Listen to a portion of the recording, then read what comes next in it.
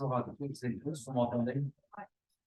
Merci de nous rejoindre pour cette deuxième session des séminaires de maladies infectieuses. Alors, on a pas mal de monde en ligne et puis ça va faire venir. Je sais qu'il y a d'autres gens qui peuvent nous rejoindre dans la salle.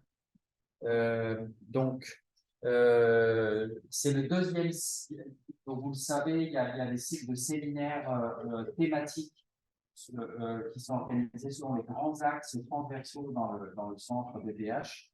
Ce mois de septembre, c'est le séminaire de maladies infectieuses. C'est le deuxième cycle de maladies infectieuses. On aura un autre en mars 2024. Donc pour cette deuxième session, j'ai le plaisir d'accueillir notre amie et collègue Marilyn Bonnet, qui est notre invitée extérieure. Donc Marilyn est directrice de recherche à l'IRD. Elle est médecin épidémiologiste. De formation, elle est pneumologue, mais en fait, elle a beaucoup exercé comme épidémiologiste. Elle a travaillé avec Médecins sans frontières. Elle a travaillé avec Épicentre.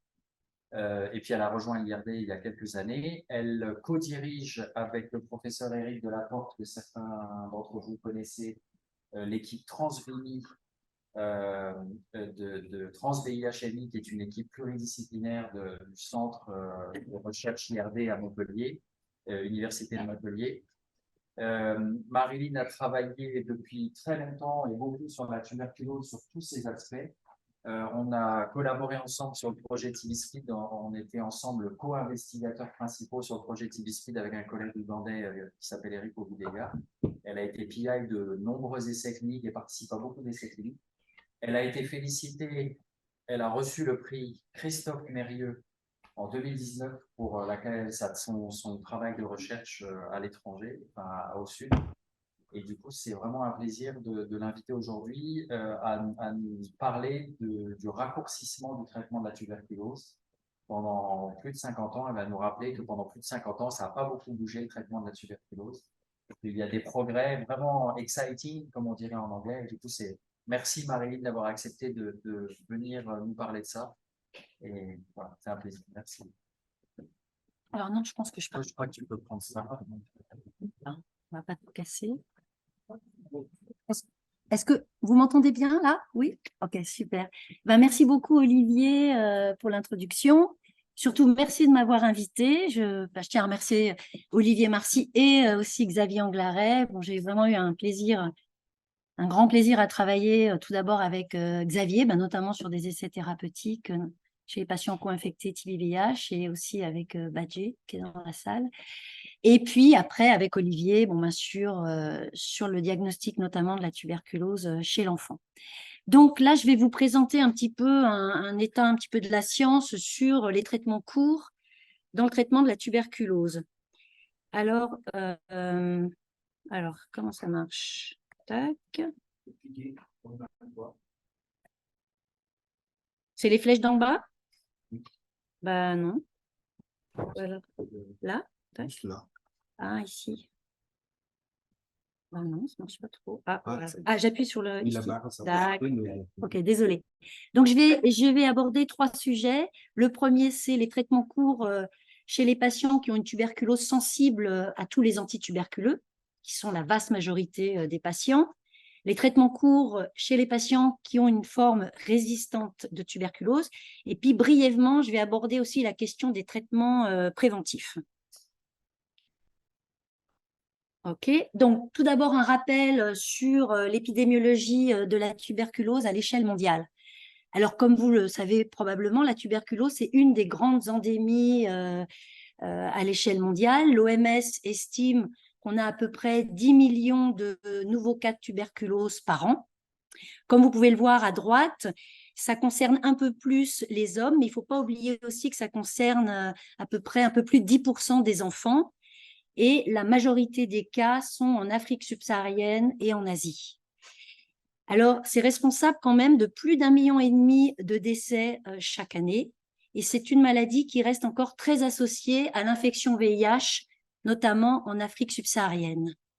Alors, l'Organisation mondiale de la santé rapporte à l'échelle mondiale que 3,6% des cas de tuberculose sont multirésistants, c'est-à-dire qu'ils sont résistants à 2 antibiotiques majeurs du traitement que sont la rifampicine et l'isoniazide. Par contre, ce qu'il ne faut pas oublier non plus, c'est que pour pouvoir traiter un patient, il faut tout d'abord le diagnostiquer. Et donc, si on rapporte les cas notifiés par les programmes nationaux de lutte contre la tuberculose à l'OMS par rapport aux cas estimés sur la base de modèles mathématiques, eh bien, chez les adultes, c'est 64% de cas notifiés, c'est-à-dire qui sont donc diagnostiqués et mis sous traitement, et on passe à moins de 40% chez les enfants. Ça, c'est quand même quelque chose à garder en tête. Et finalement, la dernière chose que je voudrais mentionner, c'est que c'est extrêmement compliqué d'éliminer la tuberculose par rapport à d'autres pathologies, par exemple, comme le paludisme. C'est vraiment un travail de longue haleine. Et là, sur les 20 dernières années, on était arrivé à baisser de façon régulière la mortalité liée à la tuberculose. Par contre, c'est extrêmement fragile parce qu'avec la déstabilisation des services de lutte contre la tuberculose en lien avec la pandémie du Covid, on a très rapidement vu une remontée de la mortalité et aussi une baisse des cas notifiés. Alors, comme le disait Olivier, effectivement, on a eu un trou quasiment de 60 ans dans la recherche sur les antituberculeux. Il faut savoir que jusqu'à la moitié du XXe siècle, la tuberculose représentait encore un problème de santé publique dans les pays occidentaux, notamment en Europe. Et toute la recherche sur les antibiotiques qu'on utilise actuellement pour traiter les formes sensibles, elle a été faite jusque dans les années 1960 avec le dernier, la rifampicine. Et de 1960 à 2010, il n'y a pas eu un antituberculeux de découvert ou d'enregistré. Et les derniers antituberculeux enregistrés, ça date des années 2010, avec deux classes différentes, la bédaquiline, qui est une diarylquinoline, et la délamanide et le protonamide, qui sont des nitroimidazolés et qui sont maintenant utilisés dans le traitement des formes résistantes de la tuberculose. Alors, ce qui est rassurant, en effet, c'est que sur ces 10-20 dernières années, et c'est notamment, entre guillemets, grâce à la co-infection VIH qui a été responsable depuis les années 90 d'une recrudescence de la tuberculose, qui a eu un petit peu une réactivation de la recherche dans le domaine thérapeutique. Et donc là, je vous ai mis le dernier pipeline des molécules qui sont actuellement en phase préclinique ou alors qui sont déjà en phase clinique. Et je vous rappelle que avant d'être enregistré, il faut avoir complété la phase 3. Donc, il y a pas mal de candidats en phase préclinique, un petit peu moins qui arrivent jusqu'aux dernières phases cliniques. Et je voudrais quand même notifier aussi qu'il y a beaucoup aussi de molécules qui sont en fait des adaptations de molécules existantes. Toutes ne sont pas de nouvelles classes thérapeutiques. Et on a aussi beaucoup revisité les autres antibiotiques. Il faut savoir qu'actuellement, pour traiter une tuberculose multirésistante, on utilise beaucoup les fluoroquinolones et le linezolide qui, eux, sont principalement utilisés pour d'autres maladies infectieuses bactériennes que la tuberculose. Alors, le traitement standard actuel de la forme sensible de tuberculose, c'est un traitement de 6 mois qui associe 3 à 4 antituberculeux pendant les 2 premiers mois, puis 2 sur les 4 derniers mois. Ce sont l'isoniazide, la rifampicine, le pyrazinamide et l'étambutol. L'OMS rapporte qu'à l'échelle mondiale, on a à peu près 86% de taux de succès avec ce régime thérapeutique. C'est globalement bien toléré. Il faut savoir que, par exemple, dans les pays à forte incidence et ressources limitées, il n'y a aucun monitoring spécifique biologique sur ce traitement parce que, justement, il est rarement responsable de problèmes de toxicité inquiétantes qui nécessitent d'interrompre le traitement.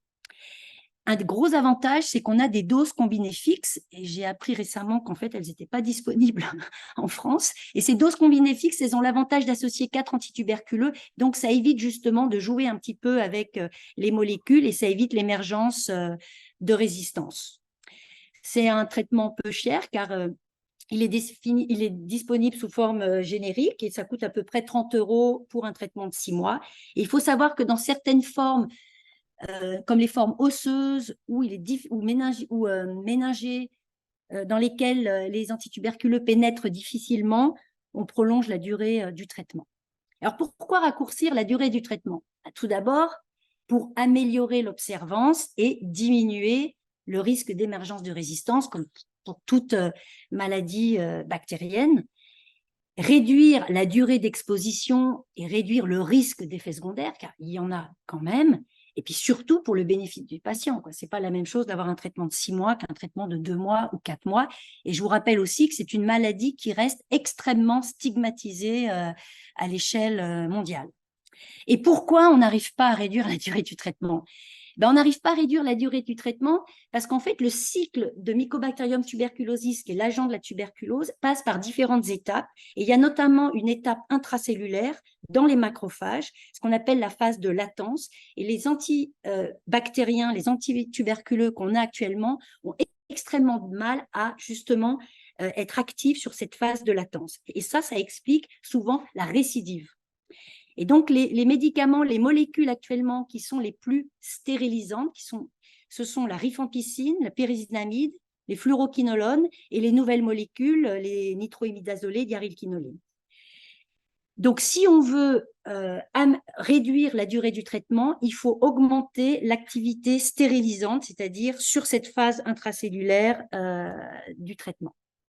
Alors, la première piste de recherche a été d'utiliser les fluoroquinolones et sur la base d'études précliniques, notamment des modèles animaux, il s'est avéré qu'en substituant l'éthambutol ou l'isoniazide par une fluoroquinolone, on avait une meilleure bactéricidie par rapport au traitement standard. 4 essais thérapeutiques de non-infériorité. Alors pour les étudiants, je vous rappelle que la non-infériorité, on voudrait montrer que le régime n'est pas pire en termes d'efficacité, quasiment équivalent, pas loin de l'équivalence, que le régime qu'on utilise, parce qu'il a plein d'autres avantages. Par exemple, il est mieux toléré ou il est plus court. Et donc, pour montrer la non-infériorité, il faut que la différence entre l'efficacité de votre régime que vous évaluez et le régime standard reste soit inférieure à une marge de non-infériorité que vous estimez cliniquement pertinente. Par exemple, pour la tuberculose sensible, parce que c'est le traitement standard est efficace et bien toléré, la marge qu'on tolère, en général, elle est de 6 à 8%. Donc, elle est relativement étroite. Et donc, il faut que la borne supérieure de l'intervalle de confiance de cette différence soit en dessous des 6 ou 8%. Et c'est comme ça qu'on va dire que c'est la non-infériorité. Et on doit le dire dans 2 populations. L'intention de traiter, c'est tous les patients globalement qui ont été randomisés. Et puis aussi, la paire protocole, c'est les patients qui ont pu suivre le traitement comme recommandé par le protocole. Et c'est comme ça qu'on va dire qu'il est non inférieur. Et on n'a pas pu le dire pour aucun des 4 essais. Donc, la piste des fluoroquinolones en substitution de l'éthambutol ou de l'isoniazide, hélas, a été abandonnée. Deuxième piste de recherche, c'était en fait d'essayer d'améliorer les traitements existants et peut-être d'augmenter la posologie des molécules les plus stérilisantes. La pyrazinamide, c'est assez toxique pour le foie, donc on était très limité. Par contre, la rifampicine, on l'utilise déjà à forte dose dans certaines infections bactériennes osseuses et on sait que la bactéricidie, donc l'effet de contrôle en fait des mycobactéries dans les échantillons des patients malades, elle augmente avec l'augmentation de la posologie. Donc, il y a un groupe qui s'est intéressé à une phase relativement précoce où ils ont essayé de déterminer la dose maximale de rifampicine tolérable. Et donc, qu'est-ce qu'ils ont fait? Ils ont pris des patients à qui, pendant une semaine, ils leur donnaient la rifampicine seule, et la deuxième semaine, ils rajoutaient les 3 autres antituberculeux. Et puis, ils montaient par des paliers de 5 mg jusqu'à la posologie qui n'était plus tolérée. Et ils suivaient justement la vitesse de réduction du nombre de colonies de mycobactéries dans les échantillons de crachat, ils regardaient les effets adverses, et puis aussi un petit peu de pharmacocinétique. Et comme vous pouvez le voir à droite, en fait, il faut vraiment augmenter beaucoup la posologie à 35-40 mg par kilo, alors que le standard, on est à 10 mg par kilo, pour vraiment commencer à avoir un effet qui soit significatif. Et en termes de tolérabilité, ils ont dû s'arrêter à 40 mg par kilo. Donc ça, ce sont des données relativement précoces. Et sur la base de ces données, il y a certains groupes qui ont commencé à mettre en place des essais de phase 3 de non-infériorité pour évaluer des régimes thérapeutiques de 4 mois.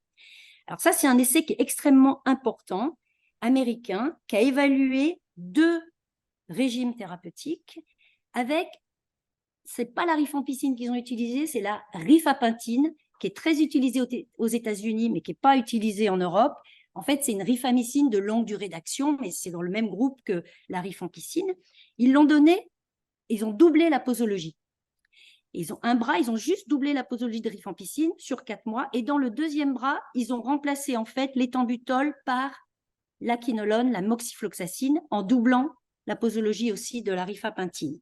Et ils ont suivi les patients pendant 18 mois, parce qu'en fait, dans la tuberculose, on ne peut pas se contenter de regarder l'efficacité à la fin du traitement, à cause justement de ces récidives. On suit en général les patients jusqu'à 12 mois après la fin du traitement, et le critère d'évaluation en général, c'est la guérison sans récidive dans l'année qui suit la fin du traitement.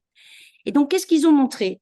Ils ont montré finalement que quand on a rifapentine et moxifloxacine, eh bien, on est assez proche de l'efficacité qu'on a dans le régime standard, et ils ont pu démontrer la non-infériorité. Je n'ai pas montré ici les résultats de non-infériorité, mais ils l'ont démontré. Hélas, quand on double simplement la posologie sans fluoroquinolone, on n'a pas de non-infériorité, on est un petit peu moins efficace. Et alors, ce qui est très intéressant, c'est qu'en fait, ça correspond bien à ce que je vous expliquais sur ces pouvoirs de stérilisation, c'est que finalement, à la fin du traitement, on n'a quasiment pas de différence entre les différents régimes étudiés. Tout se joue après la fin du traitement. Finalement, c'est ces bacilles intracellulaires qui se réactivent et qui créent ces récidives. Alors, il y a un autre essai très important qui a été tout récemment publié, qui était aussi un essai de non-infériorité de phase 3. Et dans cet essai, eux, ils ont utilisé la rifampicine. Et ils l'ont utilisé à 1200 mg, ce qui est équivalent à 20 mg kilo, et 1800 mg, ce qui est équivalent à 35 mg par kilo. Par contre, ils n'ont rien changé d'autre, ils ont juste augmenté les posologies rifampicine sur une durée de 4 mois. Et alors là, donc ils ont utilisé une marge de non-infériorité de 8%. Et donc là, en intention de traiter, la borne supérieure de l'intervalle de conférence de la différence d'efficacité entre le régime évalué et le standard de soins, vous voyez là, on dépasse pour le régime à 1800, on déplace nettement la marge de non-infériorité.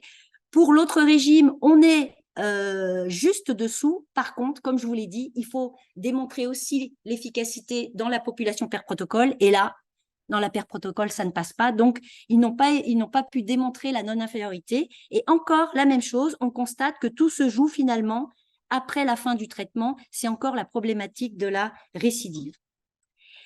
Alors, certains groupes se sont dit, bon, l'approche de l'OMS, d'avoir un régime standard qu'on applique à tous les patients, quelle que soit leur forme de tuberculose, ce qu'ils appellent le one size fits all.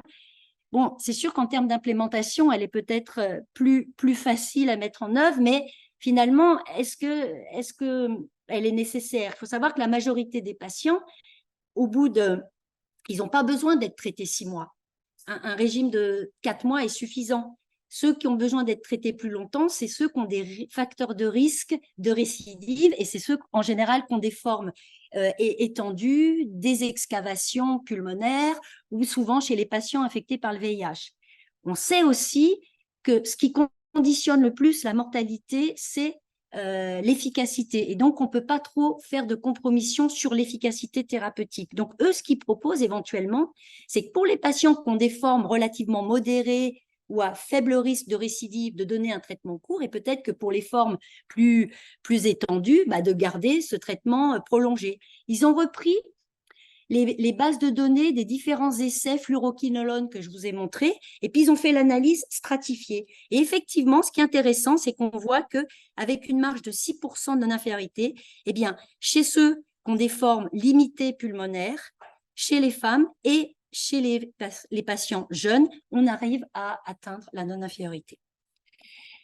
Alors, un petit peu dans cette idée-là, il y a un essai qui vient d'être publié qui s'appelle l'essai TRUNCATE-TB, qui est un essai plutôt de phase 2, donc ce n'est pas encore un essai qui permet l'enregistrement. Et lui, il a évalué des régimes thérapeutiques de 2 mois avec un suivi. Et si les patients présentaient une récidive, derrière, ils avaient en fait un traitement de 6 mois, un traitement de secours. Donc, c'est plutôt une stratégie thérapeutique qu'ils ont évaluée.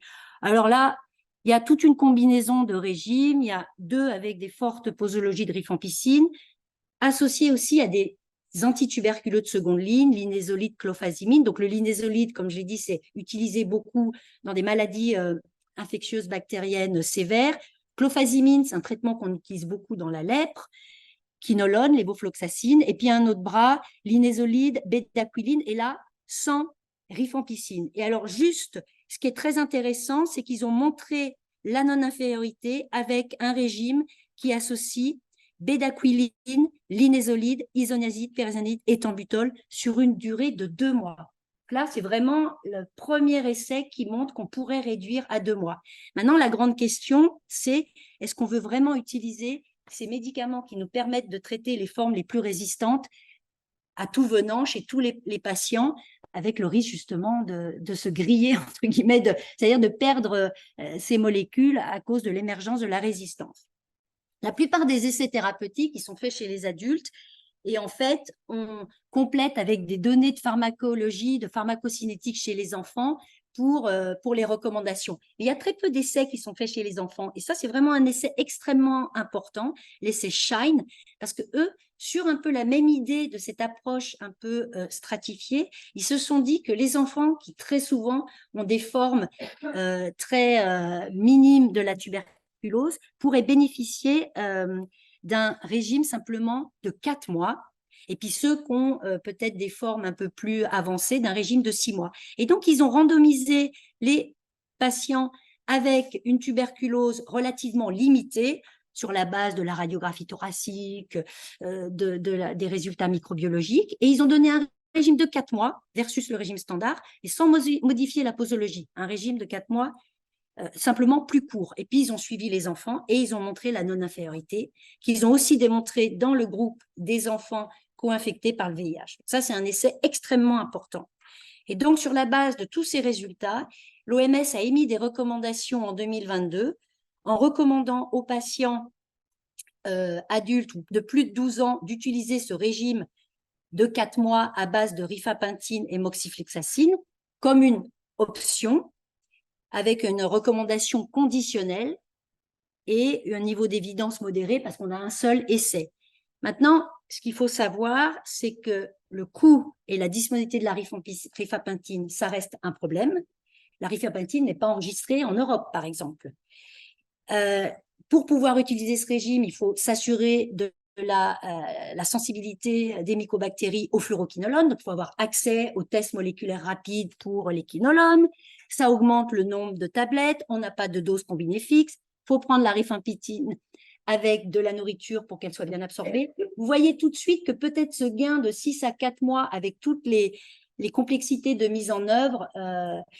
Et donc, on a besoin pour ça d'études complémentaires de type vraiment d'implémentation pour vérifier si finalement, en routine, on garde les mêmes bénéfices qu'on a en conditions d'essai thérapeutique. Et donc, chez les enfants, le régime court de SHINE, dans les formes limitées, est recommandé avec une recommandation forte. Alors, qu'en est-il de la tuberculose multirésistante? Il faut quand même savoir, jusqu'à très récemment, on parlait d'un traitement de 18 à 24 mois avec 6 mois d'injectables quotidiens qui sont des dérivés des aminosides, amikacine et capreomycine, avec une toxicité notamment au niveau de l'audition, des reins et extrêmement importante, avec des taux de succès de 50% et beaucoup d'interruptions à cause des problèmes de toxicité. En plus, on a eu justement avec ces interruptions des problèmes d'amplification de la résistance, et on a maintenant beaucoup de cas de résistance extensive, étendue, qui sont la résistance au rifampicine isoniazide plus une quinolone et un injectable, et qui sont extrêmement difficiles à traiter. Ces traitements, ce sont souvent des traitements individualisés sur la base des résultats des tests de résistance aux médicaments de seconde ligne. Donc, on n'est plus vraiment dans ces régimes standards. Et donc, il y avait 3 questions majeures qui se posaient. 1, comment avoir un régime thérapeutique plus efficace, mieux toléré, sans injectable, et plus court et plus simple. Donc, les dernières recommandations de 2020 de l'OMS avaient déjà proposé une certaine évolution grâce justement à la disponibilité des nouveaux antituberculeux que sont la bédaquiline et la délamanide, dont je vous ai parlé au début. Et donc, il y avait déjà une recommandation d'un régime de 9 à 11 mois, on est déjà plus court que 18-24 mois, sans injectable, qui combinait pendant 4 à 6 mois bédaquiline, lévofloxacine, clofazimine, oui, toute une série d'antibiotiques. On est à 5 à 6 antibiotiques, puis après 5 mois de phase de continuation avec 3 à 4 antituberculeux. Et ça, c'était pour les patients qui étaient sensibles, dont la souche de mycobactéries était sensible à tous ces antibiotiques. Les autres patients, eux, devaient toujours recevoir le régime long associant un certain nombre d'antituberculeux. Et donc, on arrivait sur des régimes de 18 mois, mais sans injectable. Et donc, ils ont reclassé aussi les antituberculeux de seconde ligne avec justement ces nouveaux antituberculeux en 3 groupes. Le groupe A, ce sont le groupe des antituberculeux de seconde ligne qui sont les plus efficaces. Ils regroupent l'équinolone, la bédaquiline et le linésolide. Le groupe B, c'est ceux qui sont d'efficacité, je dirais, modérée, clofazimine, cyclocérine et téridozone. Et le groupe C, bon ben, c'est ceux qui ont une certaine efficacité, mais qui est moindre, éthambutol, délamanide, imipenem, etc. Donc, vous reconnaissez beaucoup d'antibiotiques qu'on utilise dans d'autres indications que la tuberculose. Et ils ont aussi redéfini en 2020 la définition de la tuberculose résistante extensive, je ne sais pas trop comment on traduit en français, c'est une résistance avec au moins 2 molécules du groupe A, et voilà. Et donc, alors, au niveau des derniers essais thérapeutiques qui ont été publiés très récemment, alors on a l'essai STREAM 2, qui est un essai encore de non-infériorité chez les patients qui sont résistants à rifampicine isoniazide, mais qui restent sensibles aux fluoroquinolones et aux injectables. Donc là, on était sur l'ancienne définition, qui ne sont donc pas XDR selon l'ancienne définition. Ils ont évalué un régime de 9 mois oral avec bédaquiline et un régime de 6 mois avec bédaquiline et des injectables sur les 2 premiers mois de traitement. Et donc, ce qui est vraiment intéressant, si vous regardez là, c'est que là, l'intervalle de confiance, la borne inférieure de l'intervalle de confiance, là, 2,9 et 13,1, sur la différence d'efficacité entre le régime étudié et le contrôle, elle est au-delà du 0. Ça veut dire que là, on est dans la supériorité. Donc, ils sont arrivés à montrer que ces 2 régimes étaient supérieurs par rapport au régime standard. Et ils ont aussi montré qu'on avait vraiment toujours beaucoup de problèmes de toxicité, notamment au niveau de l'audition avec le régime standard. Donc, quand même, une avancée indéniable. Il y a un essai qui a été publié aussi récemment, extrêmement important, qui est l'essai Practical. Alors, cet essai, dans la tuberculose, il y a beaucoup d'essais maintenant, vu qu'on n'a pas la possibilité de faire énormément d'essais thérapeutiques, vu que le critère d'évaluation, il est très, très loin et donc il faut des suivis très longs des patients, on utilise beaucoup les designs adaptatifs des essais thérapeutiques. Et là, donc, c'est ce qu'on appelle un design de transition progressive entre une phase 2 et une phase 3.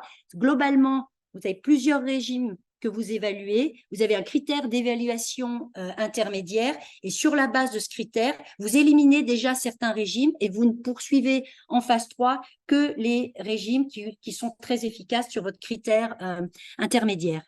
Et donc, comme ça, ils sont arrivés à identifier un régime thérapeutique à base de bédaquiline, prétonamide, donc c'est un nitroimidazolé, linésolide, et moxifloxacine, donc avec 4 antituberculeux, c'est ce qu'on appelle le bipalme, et ils ont montré en fait la supériorité lors d'une analyse intermédiaire qui a été montrée au comité indépendant de l'essai, et sur la base de cette analyse intermédiaire, le comité indépendant de l'essai a interrompu l'essai pour bénéfice. Donc, c'est un essai qui s'est terminé plus précocement car ils ont été capables de montrer la supériorité d'un de leurs régimes thérapeutiques. Donc, ce n'était pas éthique d'exposer les patients à d'autres régimes alors qu'il y en avait un qui était plus efficace. Après, il y a un groupe sud-africain qui, eux, se sont intéressés aux patients qui sont particulièrement difficiles à traiter, ce sont les XDR. Alors, en se basant toujours sur la définition antérieure. Et alors là, c'est intéressant parce que c'est ce qu'on appelle un essai à un bras. Bon, moi, j'appelle ça une cohorte, mais bon, c'est un essai à un bras. Donc, finalement, ils ont donné ce nouveau régime à base de bédaquiline, prétonamide, linésolide. Le linésolide à forte dose, 1200 mg, en général, c'est 600 mg par jour, pendant 6 mois. Et les patients concernés, c'était à 65% des patients XDR, c'est-à-dire extrêmement résistants, ou des patients multirésistants qui ne répondaient pas au traitement ou qui avaient arrêté le traitement pour toxicité. On est dans une cohorte de 109 patients, donc une petite cohorte, mais ils ont décrit des résultats favorables, c'est-à-dire sans récidive chez 90% des patients à 12 mois, ce qui est exceptionnel dans ce type de population, mais 80% des patients avaient des neuropathies, toxicité neurologique, et 48% des problèmes d'anémie, notamment de myélosuppression. Et ça, c'est en lien avec le linésolide.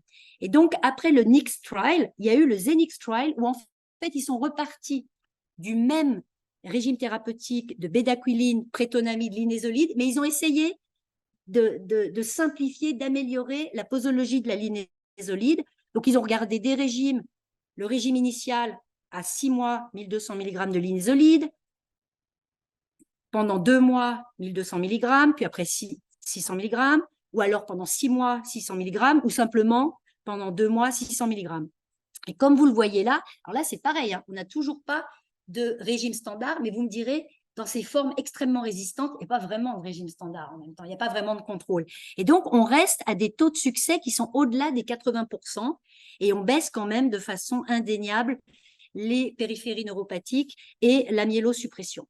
Alors, juste pour vous dire, parce que c'est un essai auquel je suis associée, c'est que à la conférence mondiale de la tuberculose à la fin de l'année, on va avoir les résultats d'un autre essai qui avait aussi des régimes courts, voilà, l'essai NTB.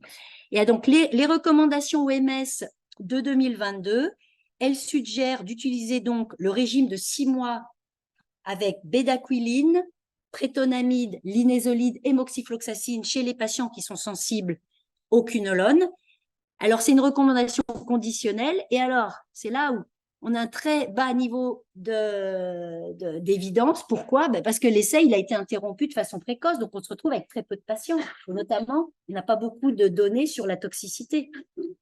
Et chez ceux qui ont une résistance au fluoroquinolone, eh ben, on peut utiliser le même régime sans les moxifloxacines sur la base des 2 essais que je viens de montrer, NIXT et Xenixт. Et l'OMS dit qu'on peut aussi utiliser le régime de STRIM, le régime de 9 mois oral chez les patients qui sont sensibles au fluoroquinolone. Et là aussi, c'est un très bas niveau d'évidence. Mais on a tellement peu d'essais et on a tellement de mauvais résultats avec le régime standard que finalement, on n'a pas besoin d'avoir un niveau d'évidence très, très fort pour changer les recommandations. Et donc, je vais finir ma présentation sur la prévention avec 2 diapos.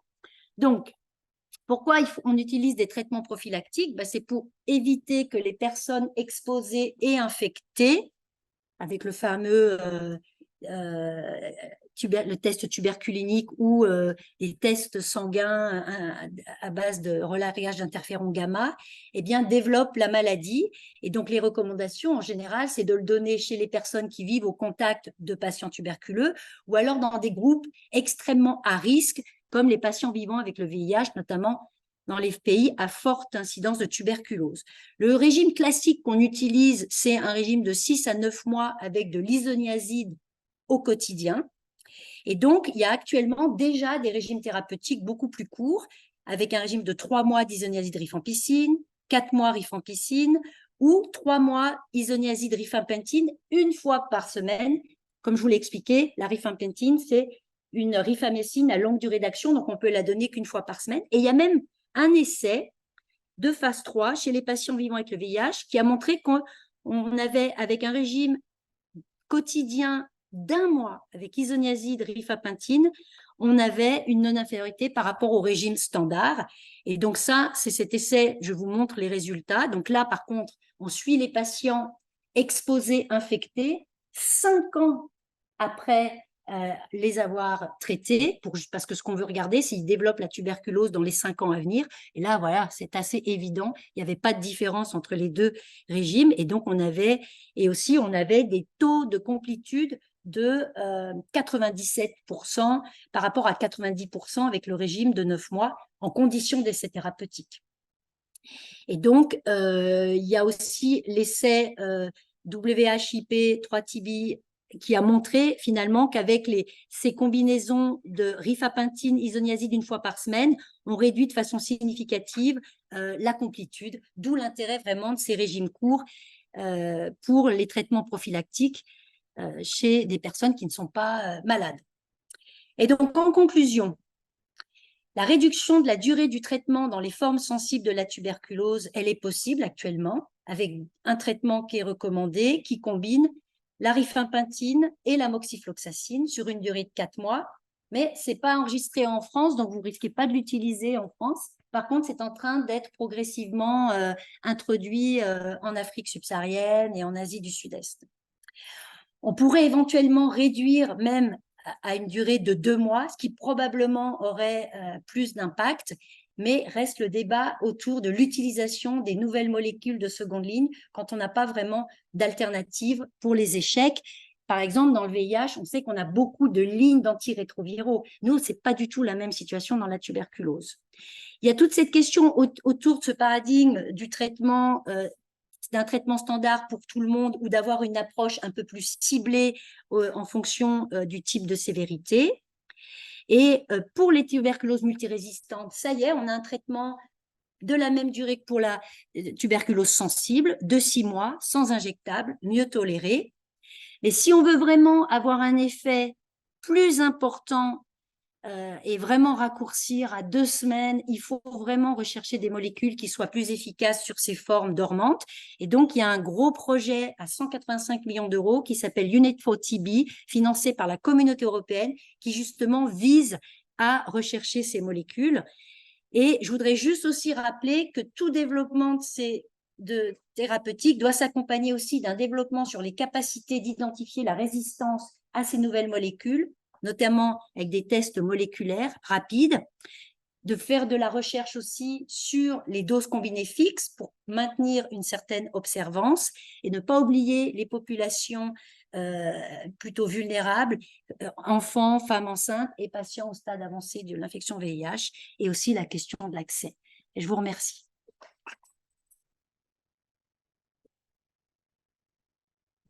Combien de passer là?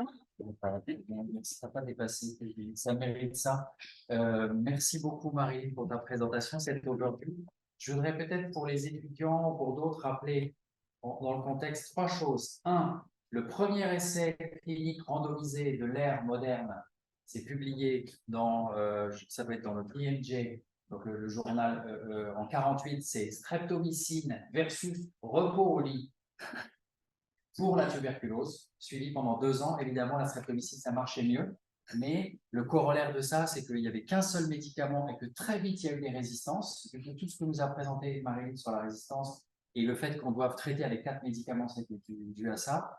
Deuxième chose, encore une fois, on a tous la Covid en tête, mais la tuberculose reste la première cause de mortalité infectieuse dans le monde. Et dans quelques jours, il y a une réunion des gouvernements, pas des ministères de la Santé, mais des gouvernements aux Nations Unies pour la tuberculose, qui est vraiment un problème majeur dans la résistance.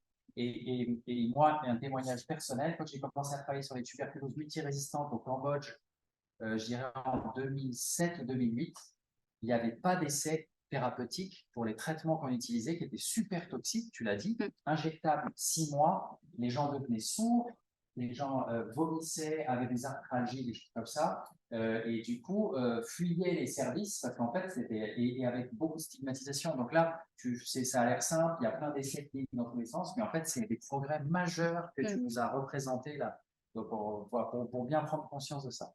Alors on va prendre des questions si vous en avez. Est-ce que Antoine?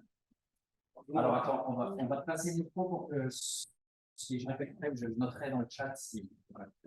Voilà, je suis formation épidémiologiste et puis je dirige le département. J'ai une question très simple en fait, c'est extrêmement intéressant. Merci beaucoup. Dans les différentes stratégies pour raccourcir les traitements par antituberculeux, il y a une augmentation des épidémiologies quotidiennes. Est-ce que ça peut vous promouvoir une disponibilité de quantité de médicaments à l'échelle globale? C'est une bonne question.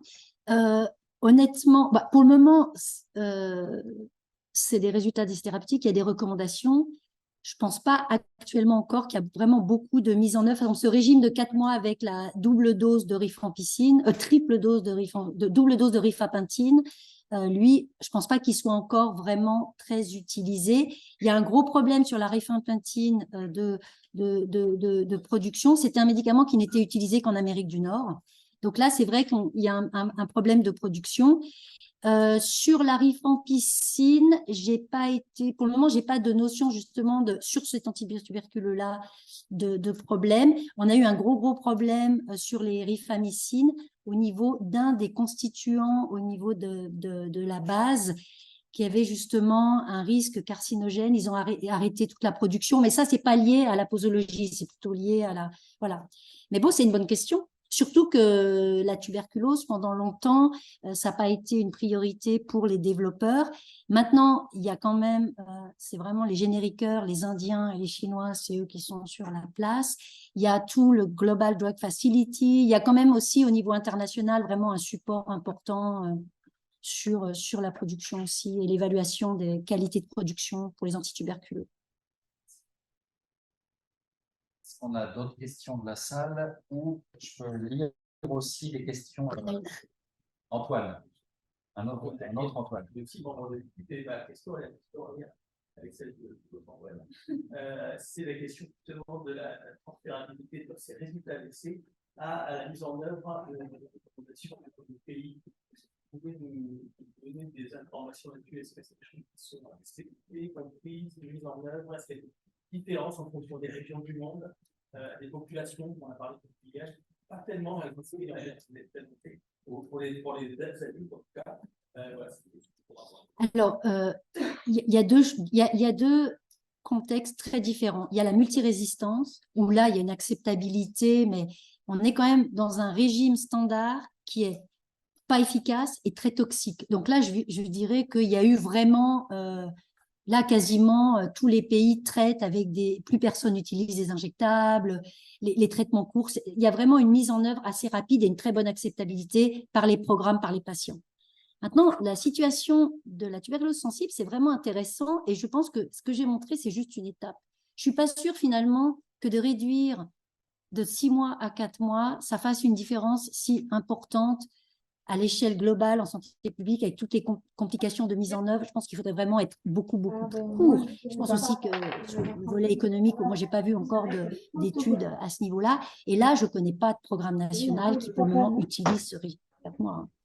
Ils utilisent, ce qui est en train vraiment de se mettre en œuvre, c'est le régime de 3 mois prophylactique avec la rifapentine. Voilà, parce que là, c'est une fois par semaine. Donc, finalement, la personne vient une fois dans la semaine, elle prend pendant 12 semaines. Donc là, il y a vraiment un bénéfice. Pour le régime de 6 mois à 4 mois, pour le moment, il n'est pas mis en œuvre. Et c'est présenté comme une alternative par l'OMS. Ce n'est pas présenté comme le régime de première indication. C'est un truc juste pour te développer comme non. Alors, on a une autre question dans la salle. Je regarde s'il y a des questions. N'hésitez pas en ligne à taper vos questions dans le chat ou à prendre la parole. Ah bon, c'est ça. Mais pas venu de fournir. On vous entend bien. Well, it's not working.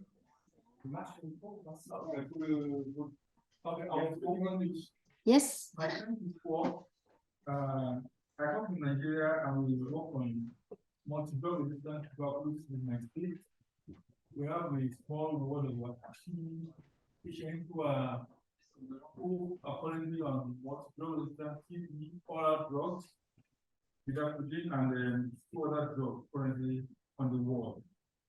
And where and I, safety for those patients were initially concerned, but they did well on 6 months drug. And the majority of them have been discharged. And when they did their gene stuff again, they were negative. Thank you. It's more an experience, yeah. I think this drug, they still have some safety effects, and there is a potential risk of tamponade, I mean, on cardiac effect, still a bit of hepatitis with the bedaquiline. There's still also interaction with the favipiravir, so it's not the panacea, but I think compared to what we had before, it's much better. Si. Une question d'Alexandre Vignon.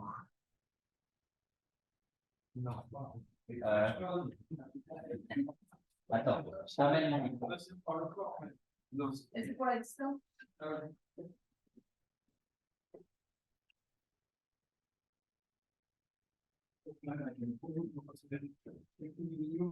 Également médecin physiologue des enfants. Je pense qu'il y a aussi un autre aspect voie d'amélioration de la prévention de la tuberculose, c'est la manière dont on gère soit la révisance, voilà. On est capable de mieux la monitorer, la toxicité tuberculeux, y compris dans un contexte de reproductivité. Un exemple, alors on les utilise beaucoup moins, c'est tant mieux, mais parmi les injectables et les aminogènes, dans un contexte de ressources élevées comme ici, on a accès à des dosages, on peut optimiser la manière dont on administre ce genre de médicaments en réduisant la toxicité sans pour autant les arrêter. Et ça, dans un contexte de ressources limitées, c'est compliqué. Alors, il y a une manière de résoudre le problème si on a d'autres médicaments à arrêter. Si on prend un autre exemple, on peut le aujourd'hui, il est quand même devenu une des pierres angulaires du traitement des formes résistantes et tout, de l'optimisation des maladies de traitement. On a des molécules de homéopathie dans le profil de toxicité favorables, mais qui ne sont pas largement accessibles, en particulier dans les cas de proximité. Il y a aussi un enjeu qui est de l'accès aux médicaments. Et enfin, il y a l'exception peut-être aussi de monitoring de la toxicité, y compris rapporté par les patients eux-mêmes, qui permettrait d'optimiser les traitements, des personnalités, même quand on n'a pas des capacités d'exploration. C'est juste une réflexion de. Non, c'est vrai. Alors, dans la forme sensible, par exemple, si vous êtes traité en France, on va vous faire des dosages des enzymes hépatiques. En ressources limitées, par exemple, en Afrique, on ne fait aucun monitoring, hein, c'est juste un suivi clinique. Et en fait, c'est vrai qu'on a peu de toxicité, on a peu d'hépatite fulminante, par exemple, avec les premières lignes d'antituberculeux. Et en fait, on a très, très peu d'interruptions de traitement dans les formes sensibles. Mais c'est vrai, par exemple, quand on fait des études thérapeutiques, quoi, des essais cliniques, bah là, forcément, et alors là, on a donc très souvent, dans les 2 semaines, 2-3 semaines, on a une augmentation des transaminases, on doit interrompre le traitement. Et c'est vrai que c'est compliqué parce que ça nécessite de réintroduire progressivement, donc ça fait des longues interruptions. Et pour des cliniciens en conditions de routine, c'est assez compliqué. Après, oui, sur vos commentaires pour l'inésolide et les aminosides, ben, ouais, je suis tout à fait d'accord. Hein, on n'a pas de dosage thérapeutique. De toute façon, la pharmacocinétique, il y a que quelques endroits où ils font de la pharmacologie et donc, c'est même pas utilisé vraiment à visée clinique, c'est plus pour des études. Ouais. Est-ce qu'on a d'autres questions de la salle? Moi, j'en ai une pour toi, Marilyn. Si tu dois donner des conseils sur une recherche opérationnelle à un programme national tuberculose, est-ce que toi, tu recommandes de tester le régime 4 mois ou est-ce que tu recommandes plutôt le régime 2 mois? C'est quoi là actuellement? Tu nous as bien dit, et on le sait, que les nouveaux traitements courts pour la tuberculose multirésistante, ils sont déjà mis en œuvre, parce que ça, il y aura un tel besoin, ça va très vite. Pour la prévention, comme l'OMS recommande la prévention maintenant, largue à manu, il y a une demande créée par ce push, mais sur le traitement, le raccourcissement du traitement de la tuberculose sensible, tu penses c'est quoi la suite là? Il faut encore attendre des nouveaux essais, des choses plus courtes, ou on peut déjà tester en programme un certain nombre de choses pour regarder l'impact et l'efficacité. Sur la tuberculose résistante, là, la plupart des programmes, maintenant, il y a beaucoup d'études de cohortes, de recherche opérationnelle sur la mise en œuvre et aussi, parce que je vous rappelle quand même que l'essai a été, pour vraiment évaluer la toxicité, il faut vraiment beaucoup de patience. Pour ça, souvent, on conseille de faire des cohortes de pharmacovigilance. Donc, je pense qu'il est intéressant sur la multirésistance, pour ces régimes de bipalme, par exemple, de vraiment voir justement toute la question autour de la rétention des soins, les interruptions de traitement, parce que toute molécule, après, il y a une émergence de la résistance très rapide. On a déjà de la résistance au bédaquiline, hein, ça y est, et on n'a pas encore, par contre, de tests moléculaires validés pour bédaquiline. Donc, c'est-à-dire qu'on ne peut pas la documenter en dehors d'envoyer des échantillons dans des labos de référence en Europe, quoi. Donc, ça reste très compliqué. Donc là, oui, je pense, sur la tuberculose sensible, bon, sur l'essai Troncate, ce qui est intéressant, c'est de voir que on va arriver à réduire la durée du traitement et de passer probablement à un traitement de 2 mois. Par contre, moi, je serais vraiment je serais très réticente à faire de la recherche opérationnelle sur des traitements avec ces nouvelles molécules parce qu'on n'a rien derrière pour le traitement des formes résistantes. Et globalement, on a quand même un traitement de 6 mois qui marche bien, quoi. Et alors après, bon, oui, je pense que ça peut être intéressant, par contre, dans les pays, notamment vu que maintenant, il y a une augmentation de l'accès à la rifapentine via la prophylaxie, ça peut être intéressant quand même qu'il y ait des cohortes justement de recherche opérationnelle qui documentent finalement plus en termes de ce qu'on appelle l'effectiveness, aussi l'acceptabilité, tout ça. Parce que finalement, c'est vrai, ce n'est pas à nous de décider. Si vraiment les patients pensent qu'un régime de 4 mois, ça change tout, quoi. Ça te permet de retrouver au travail, c'est quand même très stigmatisé. Donc, à la rigueur, voilà, pourquoi pas et donc le tester en recherche opérationnelle. Oui. Ouais, d'ailleurs, il y a un push des associations de patients qui disent maintenant on veut 4, 6, 1, 4 pour 4 mois de traitement de tuberculose sensible au lieu des 6. Ouais. 6 pour 6 mois de traitement de tuberculose résistante au lieu des 18 ou 20 mois qu'il y avait avant, plus les injectables, et 1 mois pour la prévention au lieu des 6 mois à 9 mois. Donc, voilà, il faut aussi dialoguer avec les associations de patients et voir comment il y a un push pour ça. Et tu avais raison de rappeler la pharmacovigilance et l'importance de ces cohortes au long cours, parce qu'on le voit, il y a eu un push énorme au niveau international pour l'utilisation du dolutegravir donc dans le traitement du VIH. Et on voit par des travaux qui sont faits notamment par Antoine et son équipe et d'autres choses que Antoine Jacquet, qui a des prises de poids et finalement une toxicité métabolique qu'on ne voyait pas sur les premières cohortes. Et au fur et à mesure, on se rend compte. Donc ça, c'est vraiment important. Ouais. Voilà.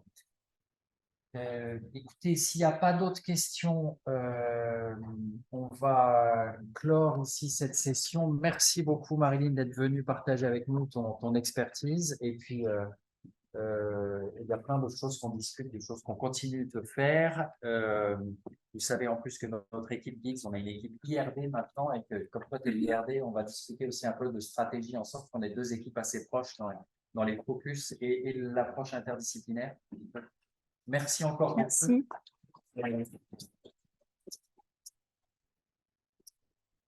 Et la semaine prochaine, on a Marc qui nous parlera d'aspect, c'est ça Marc, c'est la même fois, coût-efficacité du diagnostic décentralisé de la tuberculose chez l'enfant. Donc voilà, il va nous parler d'économie de la santé sur les maladies infectieuses. Et la semaine d'après, Mélanie Plasine nous présentera des travaux qu'elle a fait avec Marie-Hélène Doucet, avec Johanna Andriman sur l'acceptabilité d'un essai clinique chez les patients ambulatoires qui avaient la Covid. C'est au Burkina Faso et en Guinée. Donc des aspects de la maladie infectieuse, mais avec des regards différents. Là, on était très biomédical clinique, les essais. On parlera du coût et de l'efficacité et de l'acceptabilité, donc d'autres aspects. Voilà, donc à la semaine prochaine et celle d'après. Merci. Voilà.